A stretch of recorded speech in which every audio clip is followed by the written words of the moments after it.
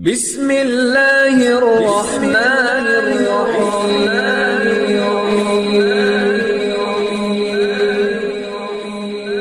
بسم اللہ الرحمن الرحیم۔ السلام علیکم۔ وظیفے کی اجازت کے لیے کمنٹس میں اپنا نام لکھ دیں، اور اگر آپ ہمارے چینل پر نیو ہیں تو ہمارے چینل کو ضرور سبسکرائب کر دیجیے گا۔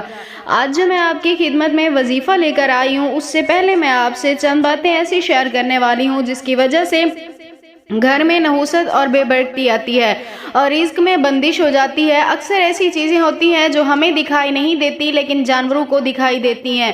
تو آج جو میں آپ کو بتانے جا رہی ہوں وہ بلی کے بارے میں ہے۔ اکثر گھروں میں بلی کے رونے کی آواز آتی ہے، ہم ان کو غور نہیں کرتے، ہم ان کی طرف توجہ نہیں دیتے، لیکن یہ بہت بڑی ایک علامت ہوتی ہے کہ آپ کے گھر پر کوئی مصیبت یا کوئی پریشانی آنے والی ہے، کیونکہ بعض چیزیں ہم انسانوں کو دکھائی نہیں دیتی، جانوروں کو دکھائی دیتی ہیں کہ کیا مصیبت کیا پریشانی آنے والی ہے۔ تو جب بھی آپ اپنے گھر میں بلی کو روتا دیکھیں، یعنی جب بلی کے رونے کی آواز آپ کے کانوں میں پڑے، تو اس وقت فوراً آپ یہ دو کلمات پڑھا کریں، یا حیو یا قیوم استغفر اللہ، یا حیو یا قیوم استغفر اللہ۔ اس کا آپ نے ورد کرتے رہنا ہے۔